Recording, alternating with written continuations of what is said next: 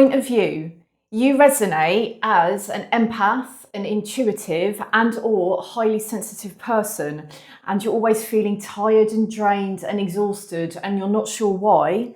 Keep watching for some practical and spiritual ways to clear and protect your energy from today.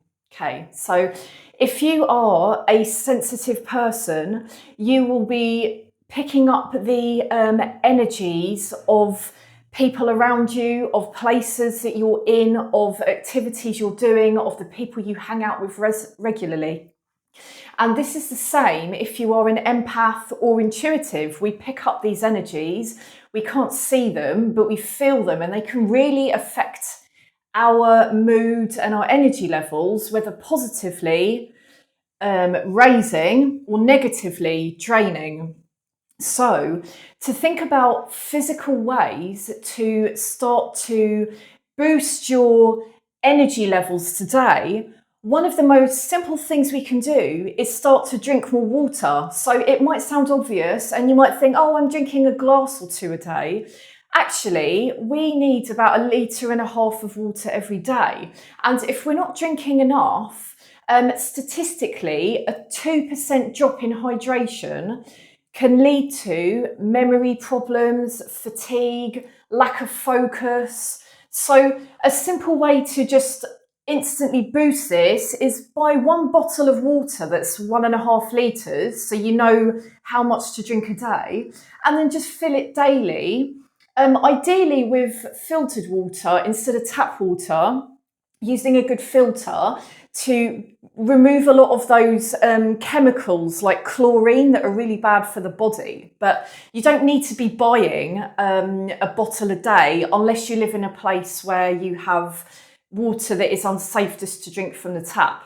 Second thing that might sound really obvious, but so many people don't actually have a good balance of this, is your sleep. So do you sleep well? Can you go to sleep quickly? Are there things on your mind keeping you up? Maybe you're drinking a lot of caffeine in the day. And if you're a sensitive, you might find that drinking caffeine after a certain time will give you insomnia. Like, I love a normal cup of tea, really strong, every day. If I've had a caffeinated drink within the last 12 hours, I will not be able to sleep. I will just be lying there like buzzing, right? Therefore, being aware of caffeine is, and that includes in food as well. For instance, in chocolate, there's caffeine. So the foods and drink that we have through the day can really affect our sleep, either positively or negatively. Likewise, eating a big meal too soon before going to bed, the body is still digesting and it's really heavy on the system. So the body can't properly sleep if you're still digesting food from just a few hours ago. So that's something to keep in mind. And then when you go to sleep, are you able to just go to sleep quite quickly? Or does your mind race through things? Is it things from the day? Is it things from your past? So I'd recommend keeping a little notepad or on your phone if you're quick at swiping and messaging. You can keep a note, either phone or notepad, and just start writing down the things that are playing on your mind, like a merry-go-round, going round and round if you can't sleep. Because you can come back to those things. Maybe it's like things that you're trying to work out solutions for.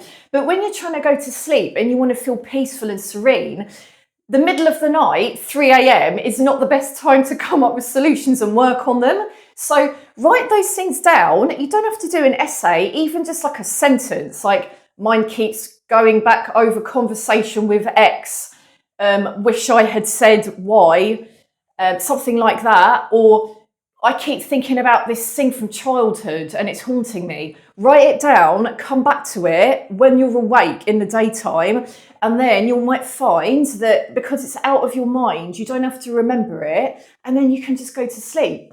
And another part of sleep is your dreams. So this kind of falls a bit into the spiritual aspect, but it's still related. So if you're waking up and you're remembering really tiring dreams, all dreams are metaphors. So your subconscious is trying to tell you something.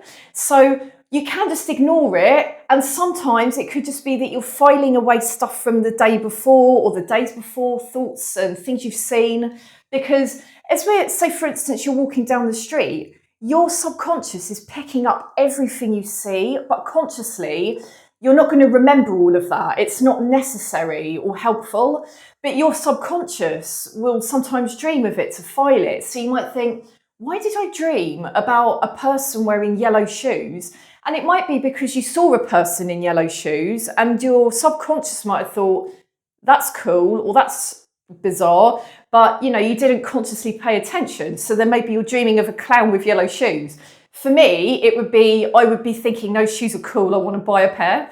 But yes, so dreams, starting to explore dreams really is helpful to work out what your mind is trying to tell you. And it can be your mind, your brain, you can call it your intuition, your soul, spirit, whatever you resonate with. Like, to me, it's all part of the same thing, but it's like something is trying to show you something through your dreams, which is metaphor, and to be able to focus on them is a really helpful way to start to realize what's haunting you or what needs a solution or resolution and release. So you can think, dream analysis is like really hippie, but actually it's psychological as well. So Jung, he did so much on dream analysis, and Freud, the psychologists, So point number 3 is fresh air. Now, and again, it's another one that sounds really obvious. I'm breathing fresh air every day. What are you talking about? How much fresh air and what is the quality of it that you're breathing? Say, for instance, you wake up in the morning, you don't open your windows at home, you drive in your car with aircon to work, you work all day in a building with aircon and the windows shut, and then you just go home and you sit in front of the TV with the heating on, no windows open. You aren't really getting too much fresh air and you're not really getting vitamin D, daylight. So the thing with vitamin D from daylight, even if it's sunny or not, but ideally in the sun, is it helps the brain to produce melatonin, which helps you feel awake in the daytime and tired at night. So if you're not really getting much daylight outside in your eyes, and you're also on your phone and computers all the time without a blue light filter, you're using your phone or computer late at night, and that blue light, it's kind of mimicking to the brain daylight, so the brain doesn't realise now it's time to switch off and get relaxed and peaceful to sleep.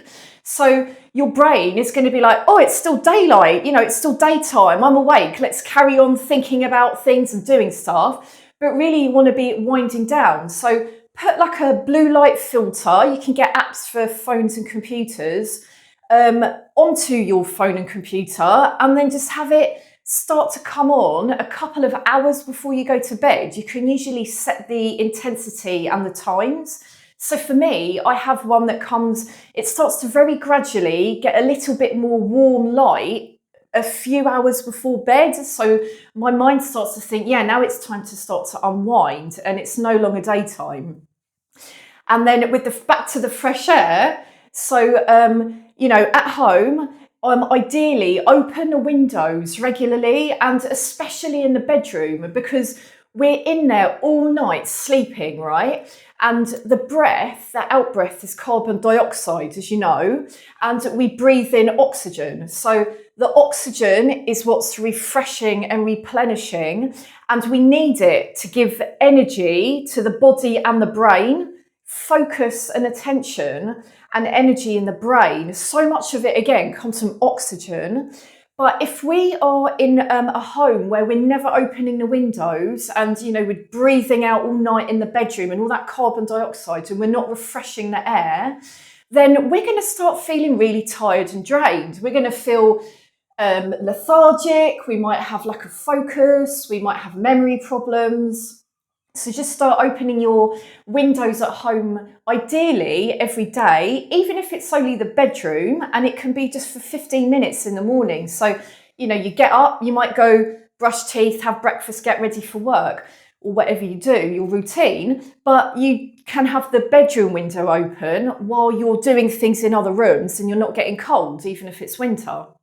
And then, so with the fresh air, so obviously not just at home, how often are you having a little walk outside? Like even a 15-minute walk a day or every couple of days around the block is again fresh air, oxygen. And that oxygen is going into your brain, it's going into your blood cells, your bloodstream, all through your body, and that's going to reinvigorate you and give you vitality and help you think clearer. It doesn't just clear the body of old stagnant air, but it clears the mind as well as giving oxygen to the brain. Still on the topic of fresh air, do you have pet cats? And if so, how often do you open the windows and how often do you change their litter?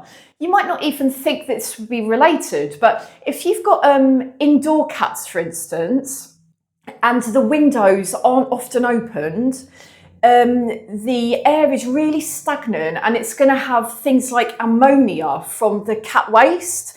And that is actually so bad for the human body to be breathing in. It can lead to inflammation, sore, itchy eyes, skin disease. It can lead to lung problems. So if you have breathing problems and you've got cats and they're indoor cats, you never open the windows, you don't change the litter too often, that is quite possibly the cause. So try to start opening those windows. And if you have an indoor cat and you don't want them to escape, like you live near a busy main road, for instance, or you're in a flat, then put the cat in another room, in one room where the window is not opened, and then open all the other windows for a little bit of time, at least once a week, or ideally every couple of days, to get fresh air. And please make sure you change the cat waste often. So scooping out all their little presents daily, and then ideally every 1 to 2 weeks, entirely changing the litter, because that way you are not introducing the toxic chemicals from the ammonia that's being breathed in. And that not only causes physical problems, but again, that can be another reason for feeling exhausted and drained, having a lack of focus, memory problems. It can even lead to depression, having no fresh air and just breathing in ammonia from old cat waste every day. So I just can't stress enough, what kinds of things are in your environment at home. It's really important to take note of. And then looking at the spiritual side, so there are many things you can do, and most of them are free. Some of them are like a £5 to start to clear and protect your energy. So for instance, do you use sage? Palo Santo sage, it looks a bit like a cigar, and it's a little bit like a joss stick, but it clears the air. So it doesn't just smell nice, but it clears out old energies. So that could be like, say at home, you've had a disagreement with someone you live with, or there's a tension in the air with someone you live with, or someone in the house, including you, has been ill, either are ill now or was ill recently or in the past.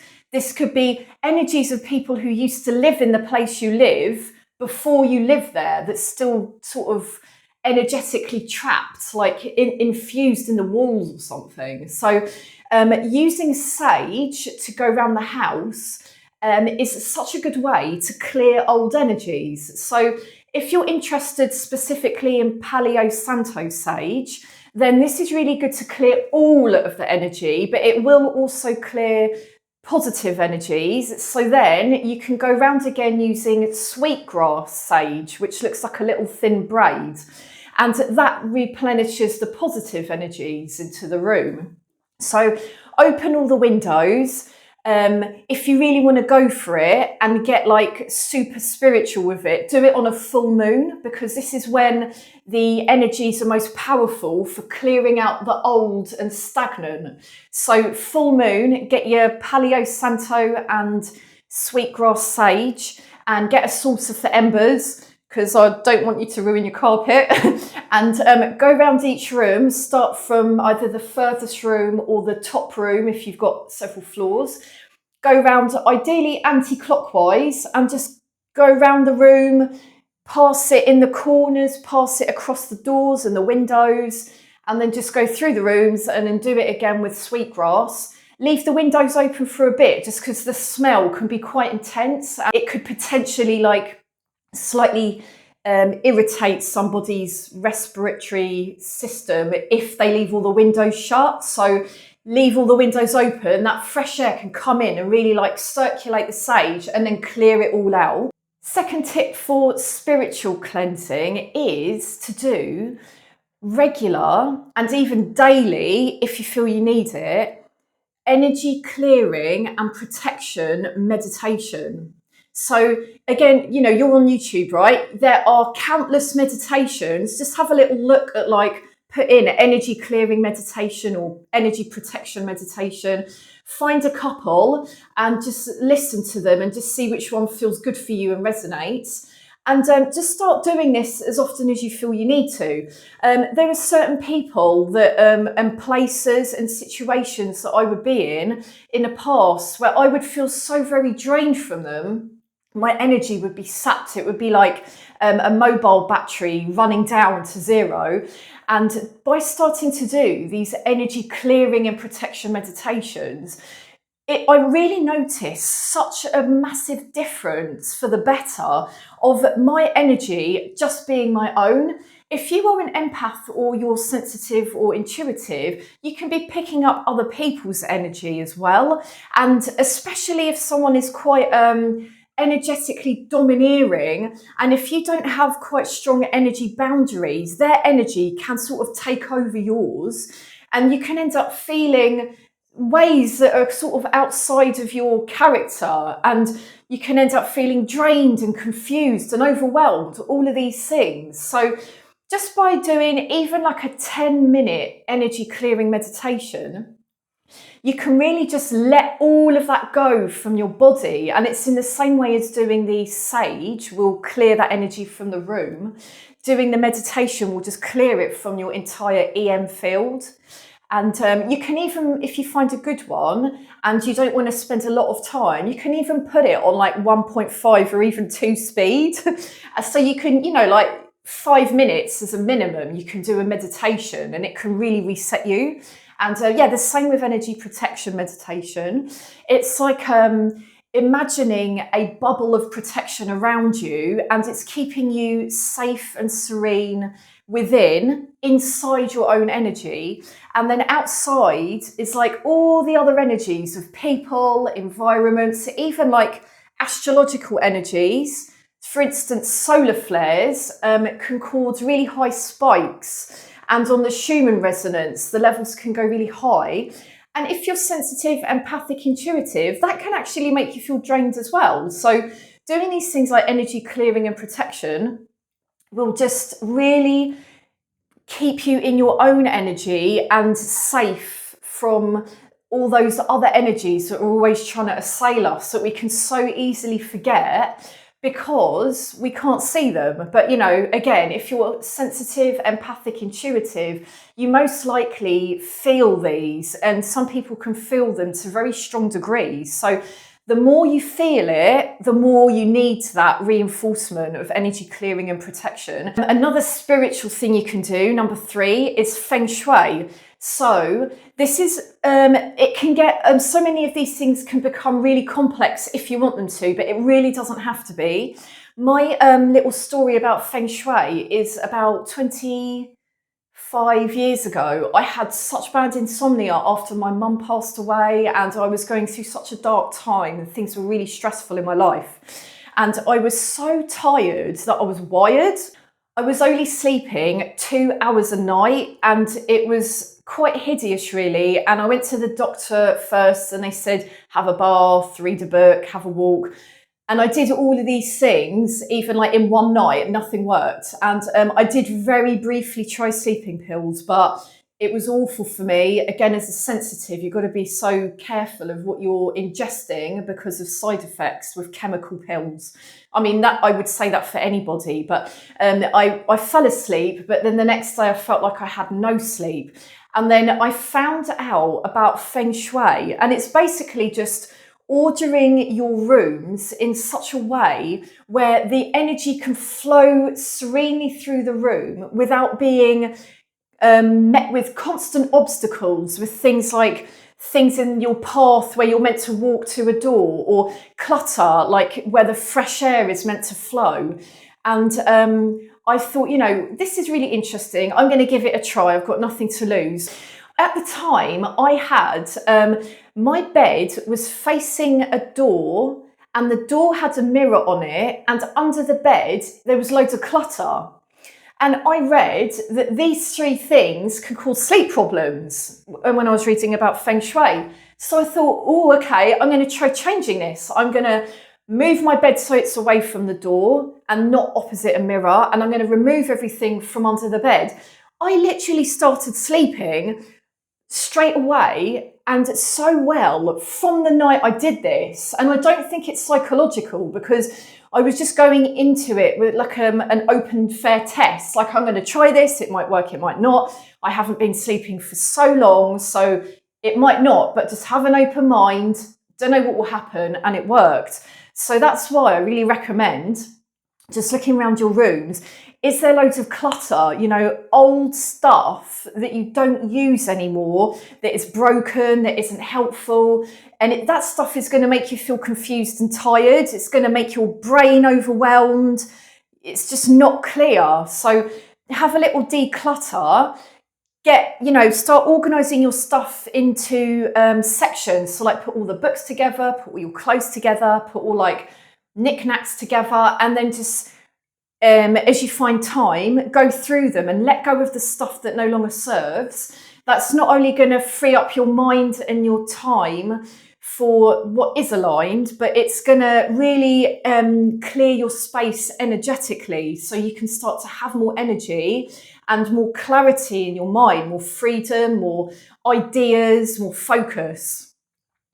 And another way to spiritually take care of your energy is with crystals. So for instance, a few crystals that are really good for energy protection are tourmaline, obsidian, hematite, red tiger's eye, and unakite is really good as well. So you could wear a little piece on a necklace, or you could put a piece in your pocket. If you're having sleep problems, especially if you're intuitive and maybe you're sort of picking up energies of things like even a full moon, like some people can feel more alert at the full moon, and that's literally relating to the term lunacy, lunar meaning the moon, meaning like heightened intuitive or sensing around the full moon. So put a piece of one of these crystals under your pillow at night and see how it affects your sleep for the good. I really notice a difference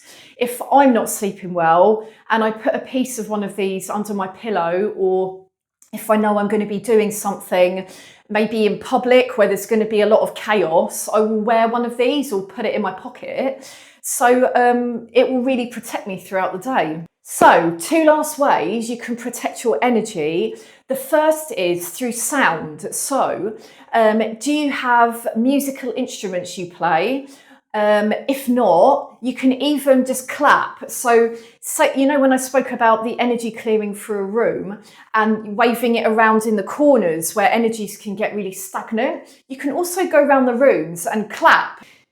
If you hold up an object like a book or a piece of clothing and it's in direct sunlight and maybe it's dusty, you might shake it or close the book and all the dust billows. Well, clapping does the same kind of thing into the environment. It dispels stagnant energy. So clapping or using an instrument or even humming is a really good way to get the resonance of the sound because everything is energy and the resonance of different sounds can affect you in different ways. So I'm sure you've noticed this with music. If you listen to certain music, you might feel sad. Other music, you might feel uplifted. Other music, you might want to mosh out and headbang. So you can even do this with humming. So for instance, if you're feeling tension in a certain part of the body, lay your hands on that part of the body and then take a slow, deep breath in, and then the out breath, just hum into that part of the body really slowly and gently, just for as long as your out breath naturally exhales. So, and then just do this for a few breaths or a few minutes. So it could look like this. Say if your throat is, you're feeling like your throat's feeling constricted in a way energetically. So like you feel like you can't express yourself, or you're really annoyed with someone and it's like, oh, I wish I'd said this. I really want to say this thing to this person and I don't know how. And I feel like a lot of tension in my throat. So just gently lay your hands on the front and back of that area. Breathe deeply in and then just breathe out and hum. So like that for your out breath, and just feel the resonance of the energy between your hands. This is just something I just came up with and it just feels really healing actually to do. So that's the power of sound.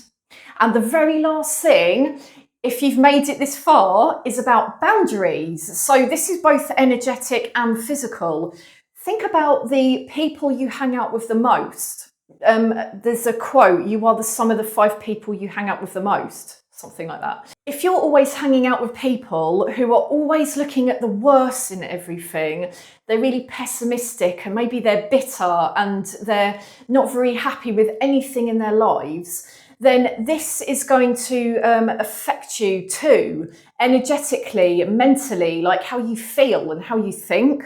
And likewise is the reverse. So if you're hanging out with people who have a lot of gratitude for even tiny things like the daily cup of tea or coffee, or just seeing the sun outside, or living in a home that's peaceful and safe. Maybe they are always trying to work on themselves and improve how they do things. Maybe they are ambitious. It doesn't have to be to make millions of pounds and have a Ferrari.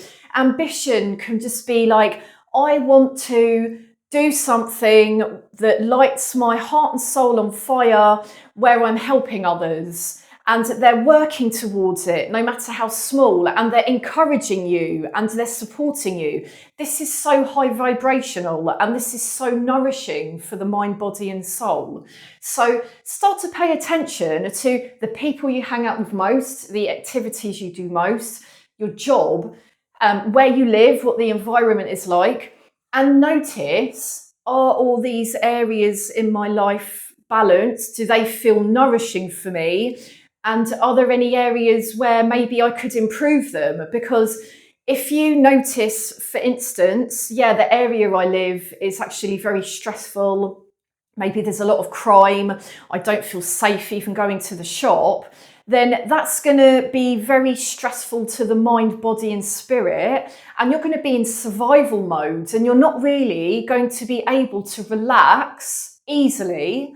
You might not therefore be able to feel peaceful and calm, and you might always be feeling drained and tired because you're always on the lookout and always in survival mode. So this is where the boundaries come in.